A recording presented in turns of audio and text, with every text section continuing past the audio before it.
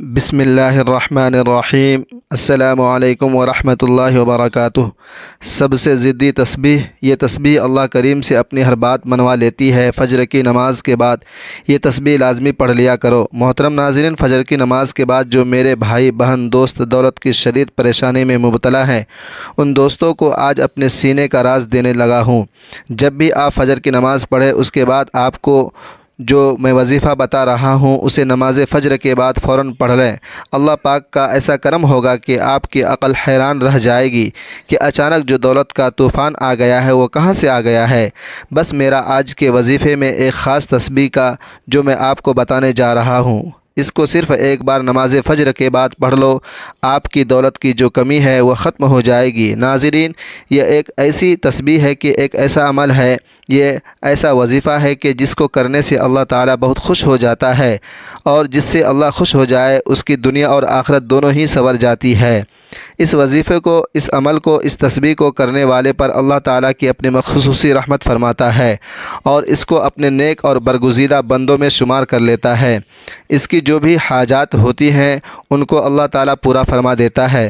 رزق کے حوالے سے کوئی تنگی یا پریشانی ہو تو رب کعبہ پورے سال کا رزق اور دولت لکھ دیتا ہے۔ میرا رب نصیب اور تقدیر کے بند تالوں کو کھول دیتا ہے، کیونکہ اس عمل کو کرنے سے، اس وظیفے کو کرنے سے اللہ تعالیٰ نصیب اور تقدیر کے فیصلے کر دیتا ہے۔ آپ کسی بھی دن اس تسبیح کا ایک ایسا خاص وظیفہ جو آپ کے حوالے کر رہا ہوں، جس کو پڑھنے والا رب کعبہ سے بیٹھے بیٹھے کروڑوں کی خواہش بھی کرے گا تو میرا رب کروڑوں روپیہ بھی عطا فرمائے گا۔ یہ وظیفہ پڑھنے والے سے رب خوش ہو جاتا ہے، اور جس بندے سے رب خوش ہو جائے اس کا ذکر فرشتوں سے کرتا ہے، نام لے کر پکارتا ہے اور حکم جاری کرتا ہے کہ جاؤ اس بندے کی ہر حاجت پورا فرما دو، اس کا ہر مقصد پورا فرما دو۔ یہ جو مانگتا ہے، جیسا مانگتا ہے، غیبی خزانے سے جھولیاں بھر دو۔ اللہ والو، اب رب کی ذات جب دینے کو تیار ہے تو تم لوگ لینے سے کیوں انکاری ہو؟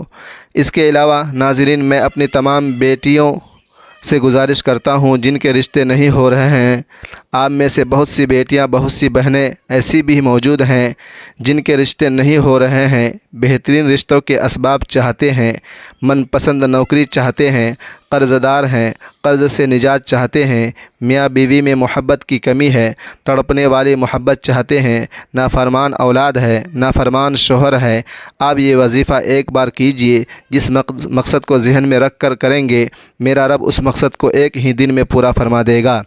اب رب سے مانگنے کا وقت ہے۔ اب رب کی ذات جب خود دینے کو تیار ہے تو پھر کیوں نہ رب سے مانگ لیا جائے۔ اگر میں یوں کہوں کہ یہ تسبیح پڑھنے والا خوش قسمت ہے، یہ تسبیح پڑھنے والا پہاڑ جتنا خزانہ بھی مانگے گا تو ایک دن کے اندر مل جائے گا۔ آئیے، جو لوگ اپنے گھر سے بے سکونی، بے برکتی کا خاتمہ چاہتے ہیں، گھر کے حالات کو بدلنا چاہتے ہیں، وہ ایک بار یہ وظیفہ لازمی کریں، پوری توجہ سے رب سے مانگیں۔ صرف ایک تسبیح پڑھنی ہے اور یہ تسبیح عرش الہی سے ٹکرا جاتی ہے، تقدیر کے بند تالوں کو کھلوا دیتی ہے۔ یہ تسبیح راستے میں تمام مشکلات، پریشانیوں کو ختم کرتے ہوئے ہر قدم پر کامیابی کو آپ کا مقدر بنا دیتی ہے۔ آپ کو رب کے صفاتی نام پڑھنے ہیں۔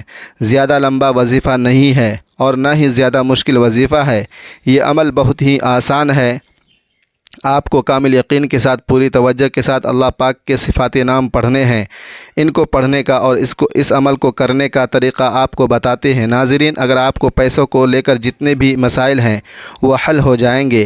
آپ کا جو بھی مسئلہ ہے، آپ کو اگر کاروبار میں رکاوٹ ہے، کوئی بھی کام میں ہاتھ ڈالتے ہیں تو نقصان ہو جاتا ہے، تو ان تمام پریشانیوں کو ختم کرنے کے لیے، اللہ کی رضا حاصل کرنے کے لیے بہت ہی مجرب وظیفہ ہے۔ ناظرین محترم، نماز فجر اسلام کی سب سے اہم عبادات میں سے ہے، جس میں بے پناہ فضیلت، نورانیت اور برکت چھپی ہوئی ہے۔ یہ دن کے آغاز میں اللہ سے تعلق کو مضبوط کرتی ہے اور دل کو سکون، اطمینان عطا کرتی ہے۔ فجر کی نماز پڑھنے والوں کے چہروں پر نور ہوتا ہے اور یہ نور دنیا آخرت میں کامیابی کا ذریعہ بنتا ہے۔ احادیث میں آیا ہے کہ فجر کی نماز پڑھنے والا اللہ کی حفاظت میں ہوتا ہے۔ یہ نماز رزق میں برکت، گناہوں کی معافی اور نجات کا ذریعہ ہے۔ اہل ایمان کے لیے یہ قرب الہی کا سب سے بہترین وقت ہے۔ تو قرب الہی حاصل کرنے کے حوالے سے آج آپ کی خدمت میں نماز فجر کے وقت ایک ایسی تسبیح پڑھنے کا عمل لے کر حاضر ہوا ہوں کہ جو عرش پر ہلچل مچا دیتی ہے۔ انسان جو منہ سے مانگتا جاتا ہے اللہ تعالیٰ اس کو عطا کر دیتا ہے، کیونکہ اس کی صبح کا آغاز بھی اللہ تعالیٰ کی بابرکت عبادت سے ہوتا ہے۔ تو صبح کے وقت یہ تسبیح پڑھنے سے نہ صرف گناہ معاف ہو جاتے ہیں، بلکہ جو بھی فجر کے وقت یہ تسبیح پڑھتا ہے اللہ تعالیٰ اس کے دن بھر کی تمام حاجتوں کو پورا کرتے ہیں۔ اللہ اس کی پریشانیوں کو دور کرتا ہے، اللہ اسے بے شمار رزق دیتے ہیں، غیب سے رزق ملتا ہے۔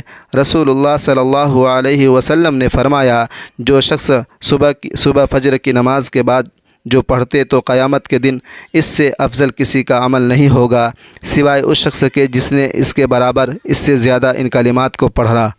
ناظرین، فجر کی نماز کے بعد جو یہ تسبیح پڑھتا ہے عرش پر ہلچل مچا دیتی ہے۔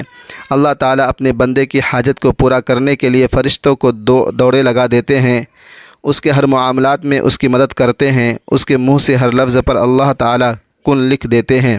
محترم ناظرین کرام، ایک بہت ہی خاص اور مجرب وظیفہ لے کر آپ کی خدمت میں حاضر ہوا ہوں، جس کو آپ فجر کی نماز کے بعد پڑھ لیں، لاکھوں کا قرض بھی ختم ہو جائے گا، حاجت ایک دن میں پوری ہو جائے گی۔ ناظرین، یہ بڑا وظیفہ نہیں اور نہ ہی کبھی آپ کو بڑے بڑے وظیفے بتاتا ہوں، مختصر سا عمل ہے۔ آج کا وظیفہ نہایت ہی مختصر سا وظیفہ ہے۔ فجر کے بعد آپ کو اس عمل کو کر لینا ہے، انشاءاللہ پھر اس وظیفے کا اثر آپ دیکھیں گے، رزق، مال و دولت کی بہار لگ جائے گی۔ یہ خاص دولت رزق کے حوالے سے ہے، لیکن آج کا یہ عمل صدق کے دل سے ساتھ آپ کو پڑھنا ہے، آپ کو کرنا ہے۔ اس عمل کو اگر فقیر بھی کرے گا تو وہ بھی اللہ پاک کی عنایت اور اس کے فضل و کرم سے دولت پر بیٹھ کر راج کرے گا، کیونکہ اس وظیفے میں جو طاقت ہے، اس وظیفے کا جو اثر ہے وہ بہت کم لوگ جانتے ہیں۔ ویسے تو ہم نے اپنے چینل پر بے شمار وظائف بتائے ہیں، لیکن یہ جو عمل ہے، یہ جو وظیفہ ہے، یہ آپ کی ساری پریشانیوں کو ختم کر دے گا۔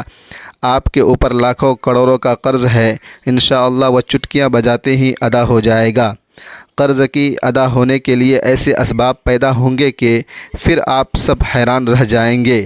آپ کے پاس دولت کی کمی ہے، آپ کرائے کے گھر میں رہتے ہیں، آپ کو سمجھ میں نہیں آتی کہ کرایہ کیسے ادا کریں، گھر کا خرچہ کیسے چلائیں، کیونکہ آج کل مہنگائی بھی اتنی زیادہ ہے کہ ایک وقت کا کھانا بھی مشکل ہو چکا ہے۔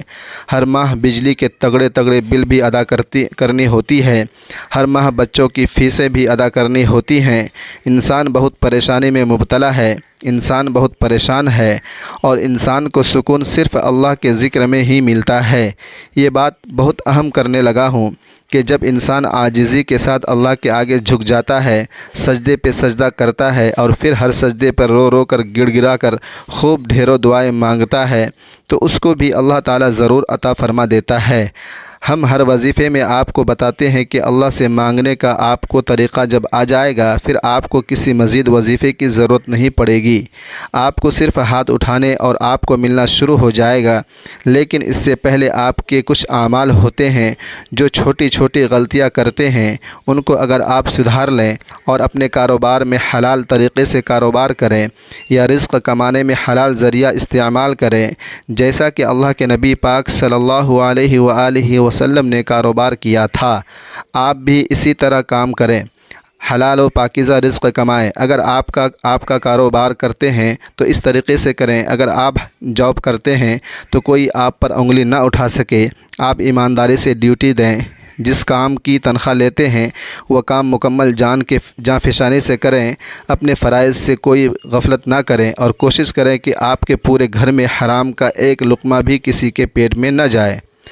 حلال رزق کمانے سے ایسا ہو ہی نہیں سکتا کہ انسان اپنے اللہ پاک سے مانگے اور اللہ پاک اس کی دعا کو رد کر دے، ایسا کبھی نہیں ہو سکتا۔ اور یہ وظیفہ ہے، جب یہ وظیفہ کوئی بھی بندہ پڑھتا ہے تو اس وظیفے سے اس کے پاس بے تحاشا دولت آ جاتی ہے۔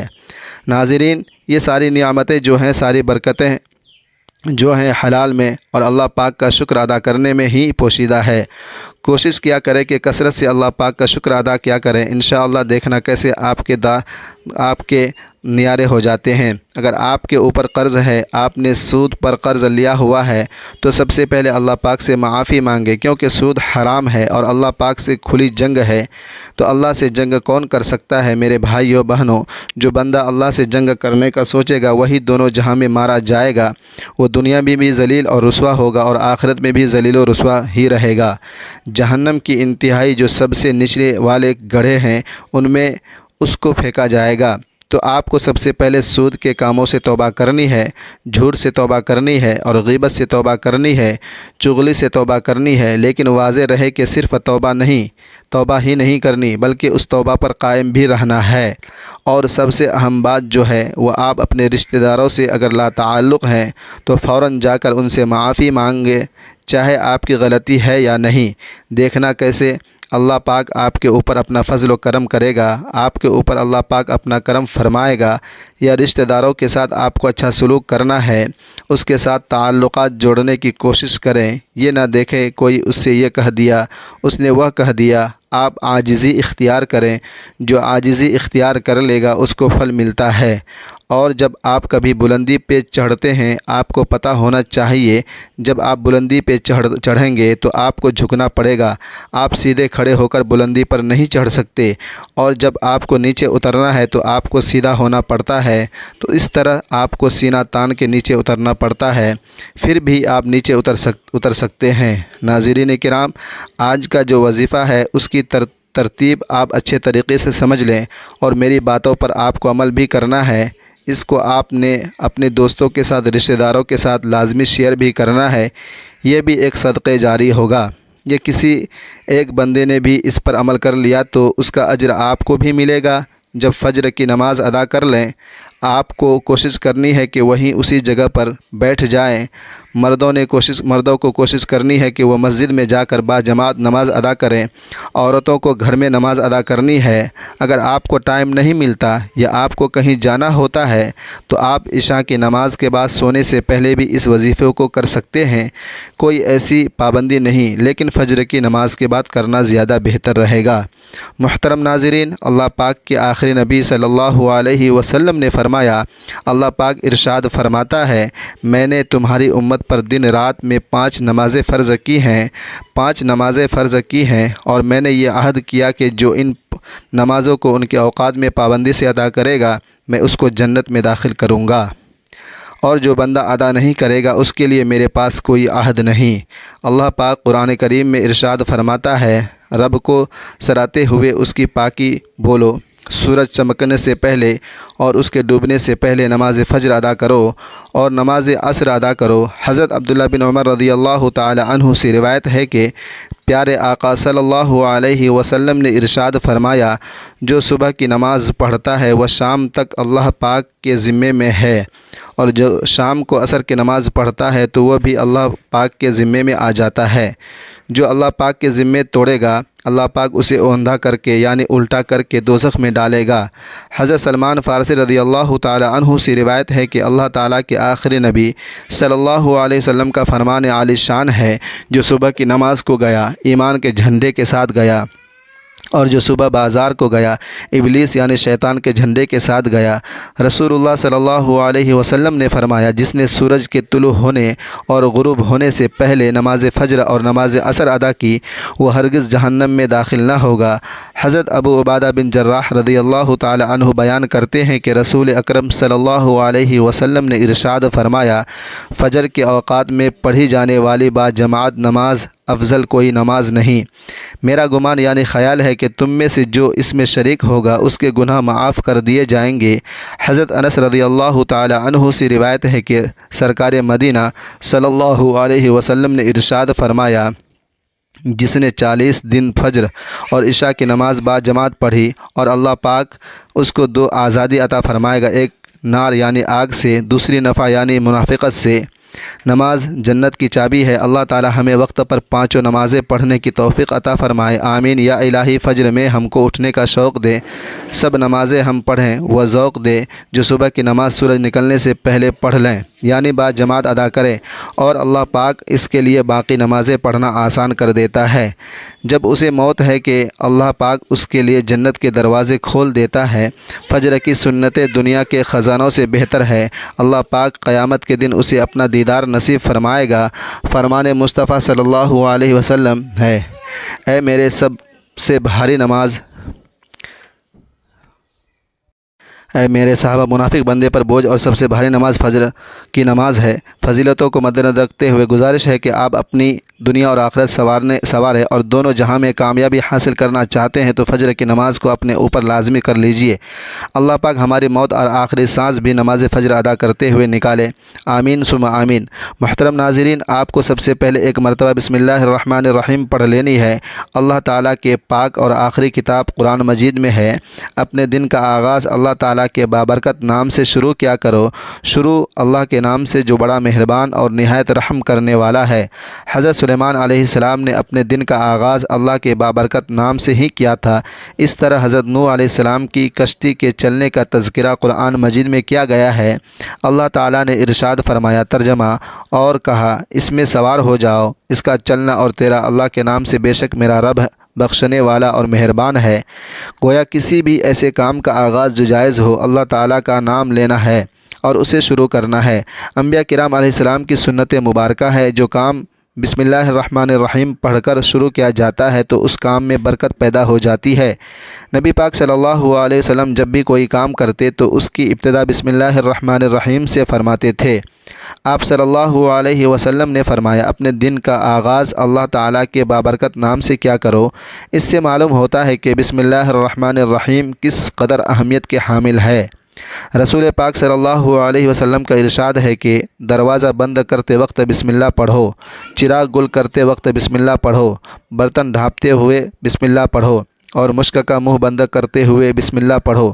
کھانے پینے، ذبح کرنے، وضو کرنے، کشتی میں سوار ہونے، ہر نیک کام سے پہلے بسم اللہ الرحمن الرحیم پڑھنا مستجب ہے۔ ناظرین کرام، اس کے بعد آپ کو نبی کریم صلی اللہ علیہ وسلم کی ذات اقدس پر صرف 3 مرتبہ درود پاک پڑھنا ہے۔ درود پاک آپ کوئی سا بھی پڑھ سکتے ہیں، چھوٹے سے چھوٹا درود پڑھ لیں یا درود ابراہیمی، لیکن درود ابراہیمی کی فضیلت زیادہ ہے۔ حضرت عبداللہ بن عمر رضی اللہ تعالی عنہ سے روایت ہے کہ ایک شخص نے حضور صلی اللہ علیہ وسلم کی خدمت بابرکت میں حاضر ہو کر اپنی مفلسی اور تنگ دستی کی شکایت کی تو آپ صلی اللہ علیہ وسلم نے فرمایا، جب تم گھر میں داخل ہو اور گھر میں کوئی ہو تو اسے سلام کرو، اگر کوئی نہ ہو تو مجھ پر سلام عرض کرو اور ایک بار درود پڑھو۔ اس شخص نے ایسا ہی کیا۔ اللہ تعالیٰ نے اسے اتنا مال عطا کر دیا کہ اس نے اپنے ہمسایوں کی بھی خدمت کی۔ فرمان مصطفیٰ صلی اللہ علیہ وسلم ہے، جو یہ پسند کرے اللہ تعالیٰ اس کے گھر میں خیر زیادہ کرے۔ تو جب کھانا کھایا جائے تو باوضو ہو کر کھانا کھائے، اور جب اٹھایا جائے تو اس وقت بھی وضو کرے۔ کھانے کی وضو سے مراد دونوں ہاتھ گھٹوں تک اور منہ کا اگلا حصہ دھونا اور کلی کرنا فیضان سنت میں مل کر کھانے میں برکت ہے۔ سرکار مدینہ صلی اللہ علیہ وسلم کا فرمان ہے، اکٹھے کھانا کھاؤ، الگ الگ نہ کھاؤ، کہ برکت اکٹھے کھانے میں ہے۔ اس حدیث پاک کے تحت حکیم الامت مفتی احمد یار خان رحمۃ اللہ جنان فرماتے ہیں، ساتھ کھانے میں تھوڑا کھانا بہت کو کافی ہو جاتا ہے، آپس میں محبت بڑھتی ہے۔ سرکار دو عالم صلی اللہ علیہ وسلم کا فرمان عالی شان ہے، جو شخص دسترخوان سے کھانے کے گرے ہوئے ٹکڑوں کو اٹھا کر کھائے، وہ فراخی کی زندگی گزارتا ہے اور اس کی اولاد عافیت میں رہتی ہے۔ رزق میں برکت کا ایک سبب رشتہ داروں سے حسن سلوک کرنا بھی ہے۔ نبی اکرم صلی اللہ علیہ وسلم نے فرمایا، جس سے عمر میں اضافہ اور رزق میں زیادتی ہونا پسند ہو تو اسے چاہیے کہ اللہ تعالیٰ سے ڈرے اور صلہ رحمی کرے، سال بھر رزق حلال ملے گا۔ فرمان مصطفیٰ صلی اللہ علیہ وسلم، جو بھوکا اور حاجت مندوں کو اپنی حاجت لوگوں سے چھپائے رکھے، اللہ تعالیٰ اس کے حلال رزق میں برکت عنایت کرے گا۔ جس نے استغفار کو اپنے اوپر لازم کر لیا، اللہ عز و جل اس کی ہر پریشانی دور فرمائے گا اور ہر تنگ دستی سے اسے راحت عطا فرمائے گا اور اسے ایسی جگہ سے رزق عطا فرمائے گا جہاں سے اسے گمان بھی نہ ہوگا۔ حضور صلی اللہ علیہ وسلم نے فرمایا، کیا میں تمہیں وہ چیز نہ بتاؤں جو تمہیں تمہارے دشمن سے نجات دے اور تمہارا رزق وسیع کر دے؟ دن رات اللہ تعالیٰ سے دعا مانگتے رہو، کیونکہ دعا مومن کا ہتھیار ہے۔ محترم ناظرین، تو آپ سب سے پہلے نماز فجر ادا کریں۔ بالکل جو طریقہ بتا رہا ہوں اسی طریقے سے آپ کو یہ عمل کر لینا ہے۔ اپنی طرف سے آپ کو کسی قسم کی کوئی کمی بیشی نہیں کرنی ہے، ورنہ آپ کا وظیفہ اثر نہیں کرے گا۔ آپ نماز فجر ادا کر لیں، اس کے بعد آپ وہیں جائیں، نماز پر بیٹھ جائیں اور سب سے پہلے 3 بار درود پاک پڑھنا ہے۔ 3 بار سورہ کوثر پڑھ لیں اور اس کے بعد آپ 11 مرتبہ سب سے پہلے یا مجیدو پڑھ لیں، یا مجیدو یا مجیدو یا مجیدو۔ اس کو آپ کو 11 مرتبہ پڑھنا ہے اور اس کے بعد آپ 1 مرتبہ سورہ اخلاص قل هو اللہ احد اللہ الصمد لم یلد ولم یولد ولم یکن لہ کفوا احد پڑھ لیں، اور پھر آپ کو 11 مرتبہ یا لطیف پڑھنا ہے۔ یاد رہے یا لطیف، اس کو بھی اچھی طرح 11 مرتبہ پڑھنی ہے۔ اس کے بعد آپ کو 11 مرتبہ یا ودود پڑھنا ہے، یا ودود یا ودود یا ودود۔ اس کو اچھے طریقے سے پڑھنے کے بعد آپ کو 11 مرتبہ یا مقتدر پڑھ لیں، یا مقتدر یا مقتدر یا مقتدر۔ آپ کی جتنی بھی دولت کی تنگی ہے فوری طور پر ختم ہو جائے گی۔ آپ جیسے ہی یہ عمل کریں گے آپ مالا مال ہو جائیں گے، آپ کی بند قسمت کے تالے کھل جائیں گے، آپ کی غیب سے مدد ہوگی۔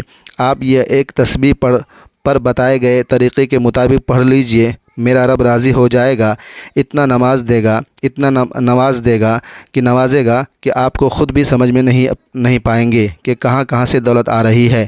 تو آپ کو یہ وظیفہ لازمی کرنا ہے اور وظیفے کے بعد دعا لازمی مانگنی ہے۔ دعا ہے کہ اللہ پاک میرا سننا، آپ کا سننا اپنی بارگاہ الہی میں قبول و منظور فرمائے۔ آمین ثم آمین۔ اللہ تعالی ہم سب کا حامی و ناصر ہو، آمین ثم آمین۔ اور اللہ تبارک و تعالی تمام امت مسلمہ کو اپنے حفظ و امان میں رکھے۔